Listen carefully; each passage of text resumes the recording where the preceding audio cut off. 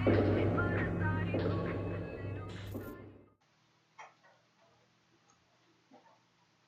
teman-teman semuanya, pada kesempatan kali ini saya akan menjelaskan laporan keuangan Craftsman Taylor periode Mei tahun 2020.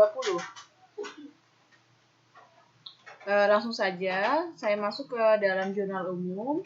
Di sini ada transaksi tertanggal bulan Mei tahun 2020 dengan kebijakan dan kebijakan yang sudah saya jelaskan sebelumnya di periode bulan April. Langsung masuk ke transaksi yang pertama di tanggal 3 Mei. Ini ada pembelian perlengkapan Taylor gunting penggaris senilai 1.200.000 secara tunai, maka jurnalnya yaitu perlengkapan Taylor pada kas nilai 1.200.000. Kemudian di tanggal 5 menerima pelunasan atas transaksi tanggal 27 atas pembelian jahit baju wanita dengan furing 4 potong. Kemudian setelah saya hitung, maka jurnalnya yaitu kas pada piutang usaha senilai Rp760.000. Kemudian di tanggal 6 ada penerimaan jasa Taylor. Di sini pembayarannya dilakukan secara tunai, maka jurnalnya di tanggal 6 ini yaitu kas pada pendapatan usaha senilai Rp1.210.000. Kemudian next di tanggal 8 penerimaan pelunasan atas transaksi tanggal 27. Ini adalah pelunasan piutang, maka jurnalnya yaitu kas pada piutang usaha senilai Rp380.000. Next di tanggal 10 ini adalah penerimaan jasa Taylor antara lain sebagai berikut. Ini pembayarannya dilakukan secara kredit, maka jurnalnya di tanggal 10 ini yaitu piutang usaha pada pendapatan usaha senilai Rp1.320.000. Next di tanggal 14 ini ada pembayaran utilitas senilai Rp1.400.000 secara tunai. Karena dilakukan secara tunai, maka jurnalnya yaitu beban utilitas pada kas senilai Rp1.400.000. Kemudian next di tanggal 16 penerimaan sewa gudang selama 2 tahun senilai 72 juta tunai. Berarti ini penerimaan sewa, berarti kita menyewakan dan orang itu menggunakan gedung kita dan membayarnya secara tunai. Maka di tanggal 16 ini yaitu jurnal umumnya kas pada pendapatan sewa senilai 72 juta rupiah. Kemudian next di tanggal 18 menerima pelunasan atas transaksi tanggal 10 atas jasa jahit baju wanita dengan furing 2 potong. Maka jurnalnya di tanggal 18 ini yaitu kas pada piutang usaha karena dia dilakukannya pelunasan piutang usaha senilai Rp380.000. Next di tanggal 20 ini terdapat menerima pelunasan kembali tanggal 10 dengan baju jahit pria dengan furing 4 potong. Maka jurnalnya sama seperti tanggal 18 yaitu kas pada piutang usaha senilai Rp380.000. Next di tanggal 21 membeli perlengkapan Taylor benang jahit benang obras sebesar Rp700.000.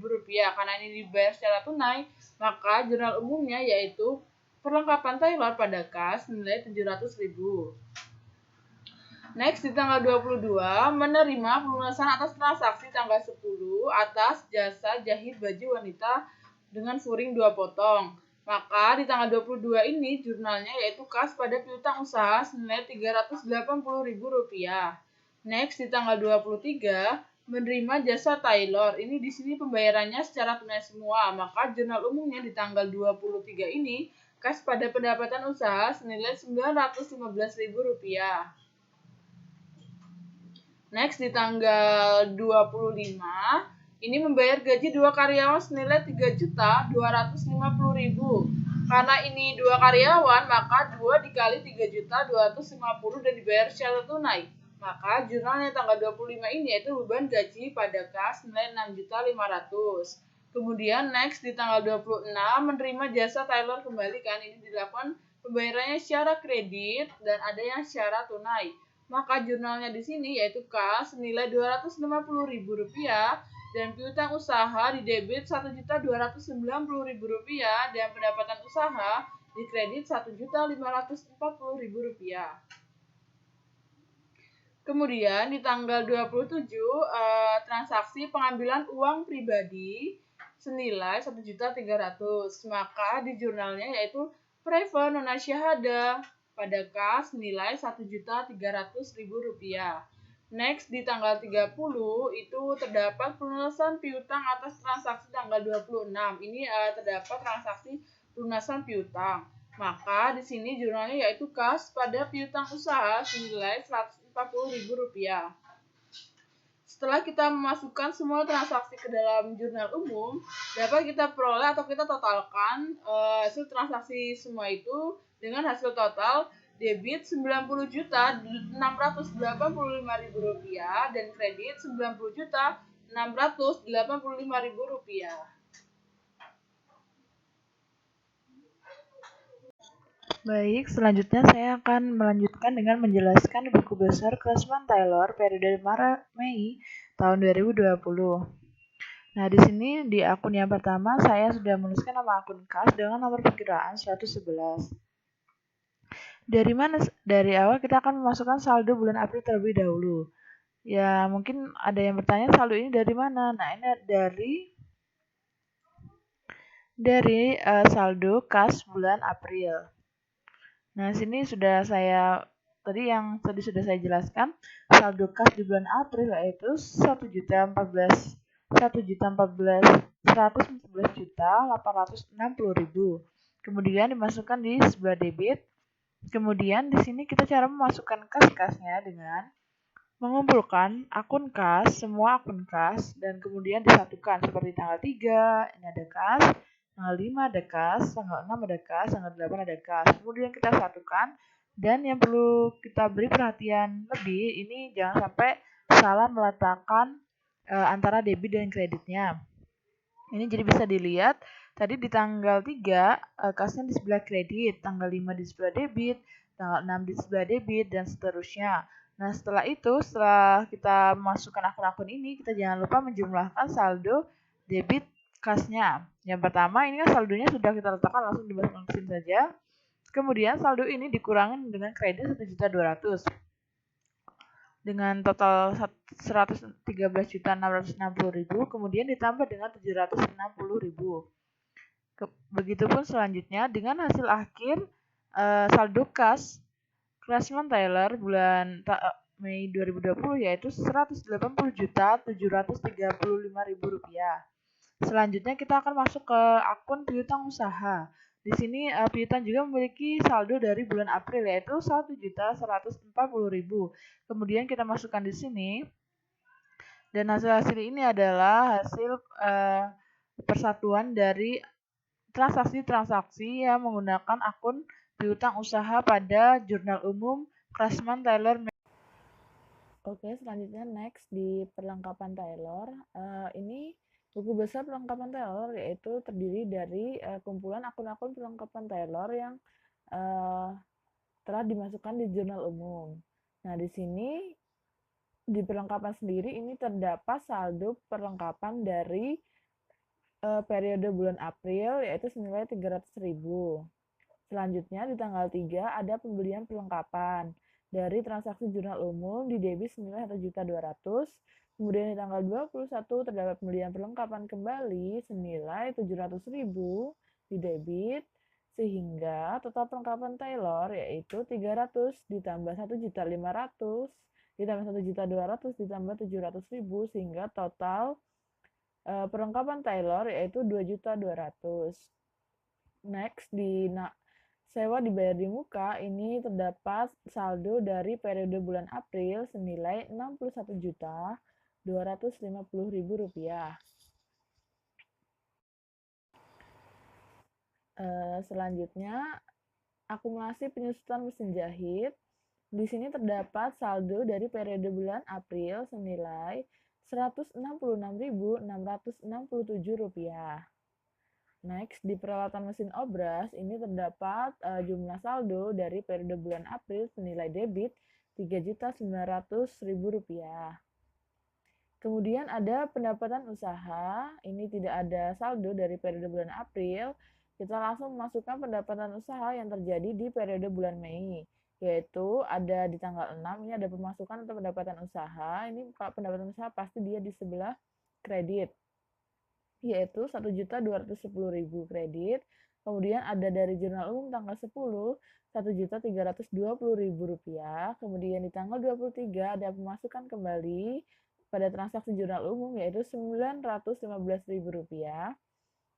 Kemudian di tanggal 26 ada di jurnal umum yaitu Rp1.540.000, sehingga total pendapatan usaha periode bulan Mei yaitu Rp4.965.000. Next, di akumulasi penyusutan mesin obras, ini terdapat saldo dari periode bulan April di kredit senilai Rp54.167. Kemudian ada akun modal nona syahada, ini ada saldo dari bulan April senilai Rp193.229.166. Oke, next. Selanjutnya ada pendapatan sewa. Ini pendapatan sewa ini kita masukkan dari transaksi jurnal umum tanggal 16 senilai 72 juta di kredit. Kemudian next di private nona syahada ini ada transaksi dari jurnal umum tanggal 27 pengeluaran JU di debit senilai 1.300.000. Kemudian next di beban gaji pada tanggal 25 pada jurnal umum perusahaan mengeluarkan uang untuk membayar gaji karyawan di debit senilai 6.500.000. Kemudian next di beban utilitas pada tanggal 14 jurnal umum perusahaan mengeluarkan kas untuk membayar beban utilitas pada debit senilai 1.400.000. Baik, setelah kita menyelesaikan buku besar Craftsman-Taylor periode Mei tahun 2020, selanjutnya kita akan membuat neraca saldo Craftsman-Taylor periode Mei tahun 2020. Yang pertama, di sini saya akan memasukkan saldo kas berjumlah di debit Rp180.735.000, kemudian ada piutang usaha Rp1.150.000 di debit. Kemudian ada perlengkapan tailor Rp2.200.000 di debit. Kemudian ada sewa dibayar di muka Rp61.250.000 di debit. Dan peralatan mesin jahit 12 juta di debit. Kemudian di sisi kreditnya ada akumulasi penyusutan mesin jahit senilai Rp166.667. Kemudian ada peralatan mesin obras senilai Rp3.900.000 di debit. Ada akumulasi penyusutan mesin obras 54 senilai Rp54.167 di kredit. Kemudian ada modal nona syahada senilai Rp193.229.166 di sebelah kredit. Kemudian ada private nona syahada senilai Rp1.300.000 di debit. Dan ada pendapatan usaha senilai Rp4.985.000 di kredit, dan pendapatan sewa senilai Rp70 juta di kredit, ada beban gaji senilai Rp6.500.000 di debit, ada beban sewa, beban utilitas senilai Rp1.400.000 di debit. Setelah kita selesai memasukkan semua akun-akun yang terdapat di buku besar, kita menotalkan saldo dari saldo buku besar tersebut, sehingga kita peroleh total Rp270.435.000 di debit dan kreditnya Rp270.435.000.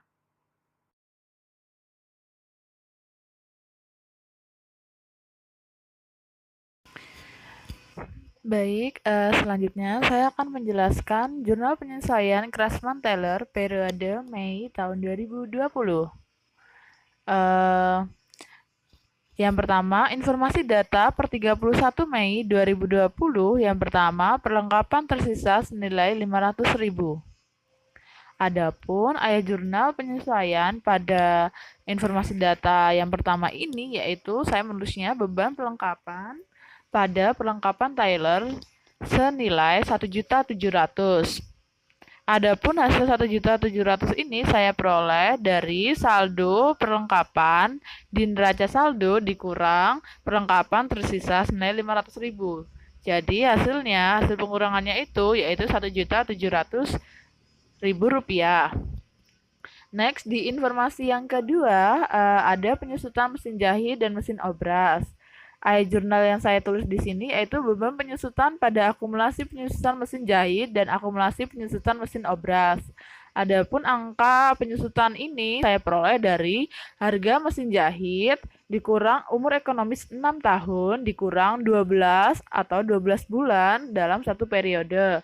Begitupun akumulasi penyusutan mesin obras. Maka hasil dari perhitungan yang tadi sudah saya jelaskan yaitu Rp166.667 dan Rp54.167. Kemudian keduanya ditotalkan menjadi beban penyusutan senilai Rp220.834.000. Next, di informasi yang ketiga, sewa yang telah jatuh tempo senilai Rp1.750.000. Maka AJP-nya adalah beban sewa pada sewa dibayar di muka senilai Rp1.750.000. Dan next, di informasi nomor 4, sewa yang diterima dan terpakai senilai Rp3 juta. AJP yang saya tulis adalah pendapatan sewa pada sewa diterima di muka senilai Rp69 juta. Dari mana saya peroleh dari Rp69 juta ini? Saya peroleh dari pendapatan sewa yang terdapat di neraca saldo sebesar 72 juta dikurang 3 juta rupiah. Maka saya tuliskan angka selisih dari pendapatan sewa dikurang sewa yang diterima, jadinya totalnya Rp69 juta.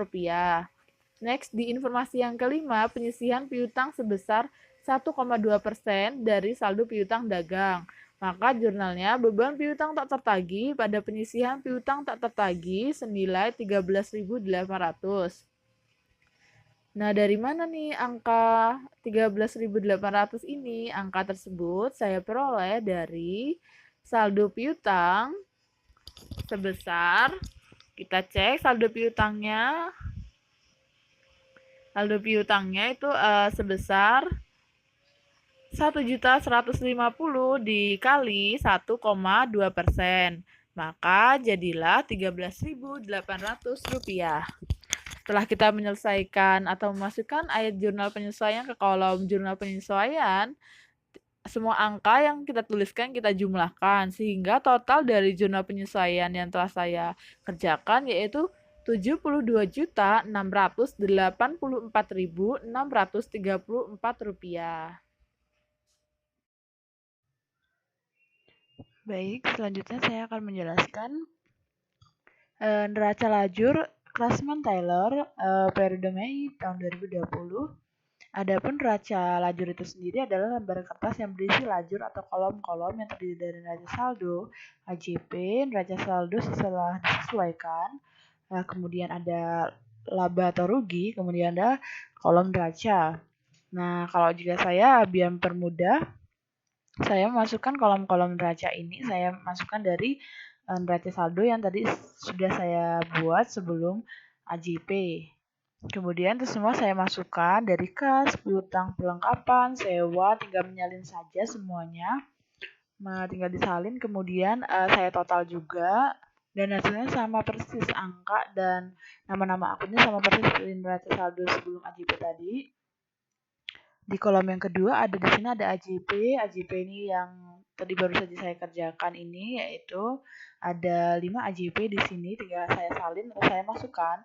Nah, di sini kan ada akun-akun yang sudah ada di neraca, tapi ada juga akun yang tidak ada di neraca saldo.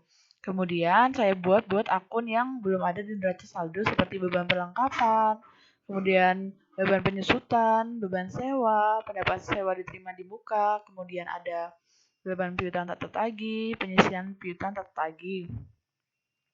Setelah dimasukkan, ditotalkan dengan hasil yang sama seperti di ayat jurnal penyesuaian.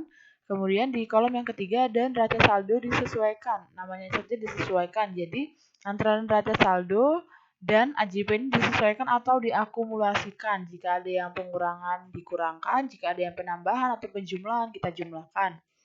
Contoh, di kas ini tidak ada pengurangan atau penambahan di AJP, jadi kita langsung saja tuliskan angkanya. Di piutang pun tidak ada pengurangan atau penambahan. Di perlengkapan Taylor ini ada pengurangan karena di neraca saldo di sebelah debit sedangkan di AJP di sebelah kredit. Maka kita cara menghitungnya 2.200.000 dikurang 1.700.000. Maka hasilnya yaitu 500.000.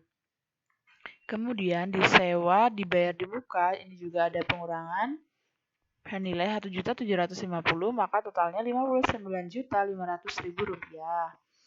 Dan di peralatan mesin jahit tidak ada, langsung disalin ulang angkanya. Kemudian diakumulasi juga tinggal disalin ulang angkanya. Di akumulasi penyusutan mesin jahit ada penambahan karena ini akumulasi penyusutan dari bulan April, sedangkan ini tadi akumulasi penyusutan dari bulan Mei, sehingga total dari penyusutan yaitu Rp338.334. Begitu pun selanjutnya hingga kita tinggal menyalinkan angka yang dari sini pindah ke sini, dari AJP ini dipindahkan juga. Kemudian di sini ada AJP juga dipindahkan. Kemudian kita total, jika tidak ada kesalahan atau selip angka, pasti hasilnya akan balance, dan hasil saya ini yaitu Rp270.669.634. Kemudian di kolom yang keempat ada laba atau rugi. Nah, kolom-kolom laba atau rugi ini kemarin sudah saya jelaskan di periode bulan April.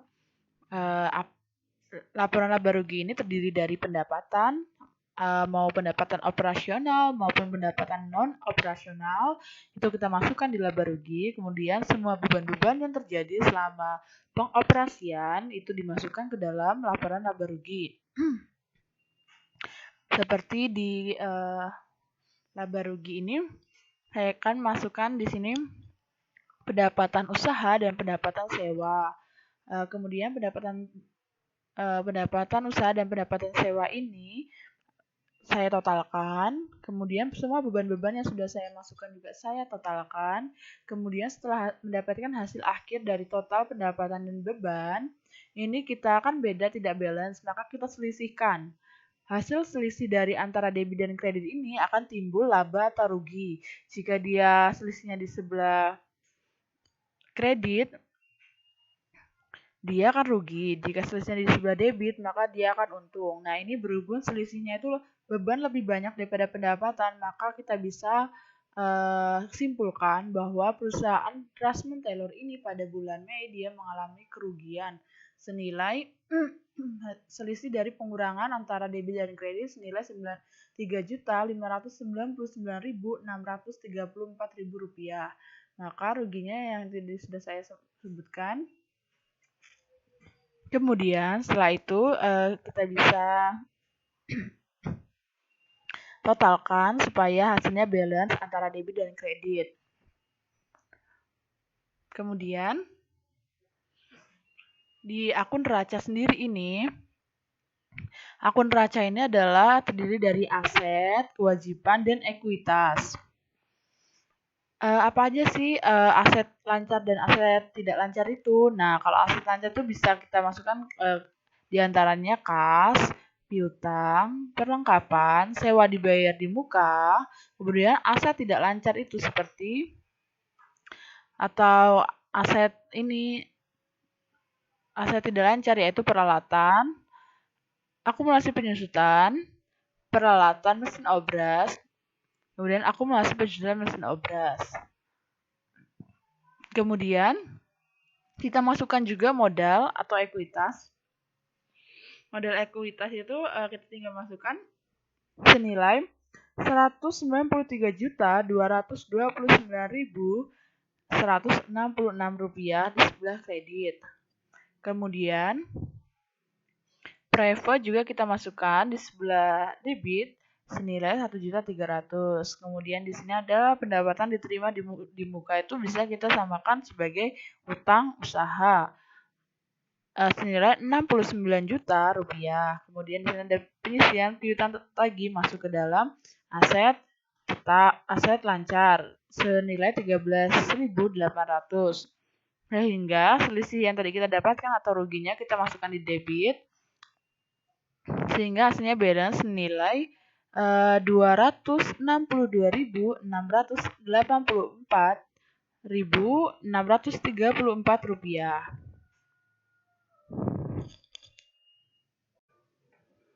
Baik, selanjutnya saya akan menjelaskan laporan laba rugi Craftsman Tailor periode Mei tahun 2020. Di sini yang pertama saya memasukkan pendapatan usaha senilai 4.985.000 rupiah. Kemudian saya akan memasukkan beban-beban yaitu beban gaji, beban utilitas, beban perlengkapan, beban penyusutan, beban sewa. Adapun cara mudah saya mengingat atau membuat laporan laba rugi di semua laporan keuangan, yaitu saya tinggal memindahkan nama akun dan angka-angka yang terdapat di kolom laba rugi pada neraca lajur. Nah, angka-angka ini tinggal kita salin ulang atau kita letakkan di laporan laba rugi ini. Setelah kita memasukkan akun beban-beban, kita menotalkan beban yang terjadi di bulan Mei, kemudian kita totalkan, hasil totalan ini akan mengurangi dari pendapatan usaha.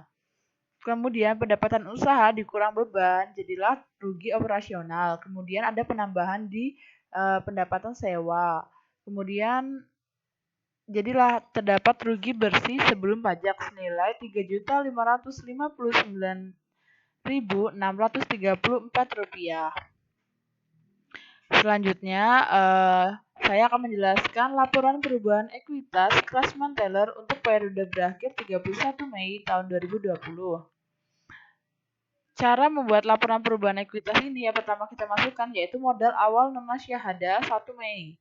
Jadi ini adalah laporan perubahan selama 1 bulan. Jadi yang perlu kita masukkan yaitu modal awal atau saldo modal yang tersisa dari bulan April. Kemudian kita masukkan, kemudian ada tambahan investasi. Jika dia rugi, dia akan menambah modal, tapi jika dia rugi, dia akan mengurangi modal. Dan private ini juga otomatis mengurangi modal karena ini suatu pengeluaran. Jadi rugi bersih ditambah private jadilah total. Kemudian hasil total ini akan mengurangi modal nona syahada. Setelah ini kita sebut sebagai penurunan modal. Kemudian kita kurangkan dan modal akhir nona syahada 31 Mei tahun 2020 yaitu 188.329.532 rupiah. Baik, selanjutnya saya di sini akan menjelaskan neraca Craftsman Tailor untuk periode yang berakhir tanggal 31 Mei tahun 2020. Di kolom ini saya membaginya dua menjadi yang di sebelah kanan ada kewajiban dan ekuitas dan di sebelah kiri ada aset. Aset lancar ini terdiri dari kas, piutang usaha, perlengkapan, sewa dibayar di muka, dan penyisian piutang tak tertagih. Kemudian setelah itu kita masukkan angka-angkanya. Dari total aset itu kita total, semuanya kita jumlahkan kecuali penyisian piutang tak tertagih. Kemudian hasilnya ini kita biarkan di sini. Kemudian kita masukkan aset tidak lancar. Aset tidak lancar ini adalah suatu aset yang mempunyai umur ekonomi seperti peralatan. Di sini ada peralatan mesin obras dan peralatan mesin jahit.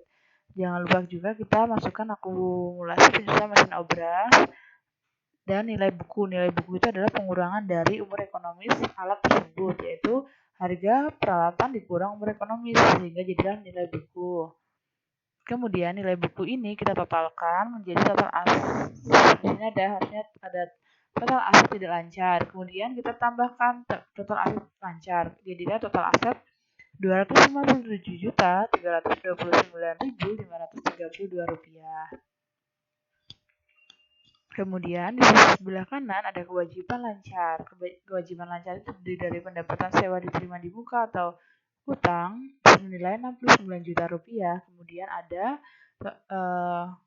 kita totalkan. Kemudian di sini ada ekuitas. Ekuitas itu adalah modal nasyahadah senilai. Ini kita ekuitas yang kita masukkan ini yang sudah dilakukan perubahan modal. Jadi angka ini angka yang sudah kita rubah kita masukkan ke dalam kewajiban atau ekuitas. Jadi di sini hanya ada ekuitas yang sudah melakukan perubahan, sudah kita rubah sehingga tidak perlu kita masukkan prevo lagi. Jadi total modalnya yaitu Rp128.329.532. Jadi total kewajiban dan ekuitasnya jika kita totalkan menjadi Rp257.329.532. Dan hasil ini antara aset dan ekuitas serta kewajiban balance atau sama.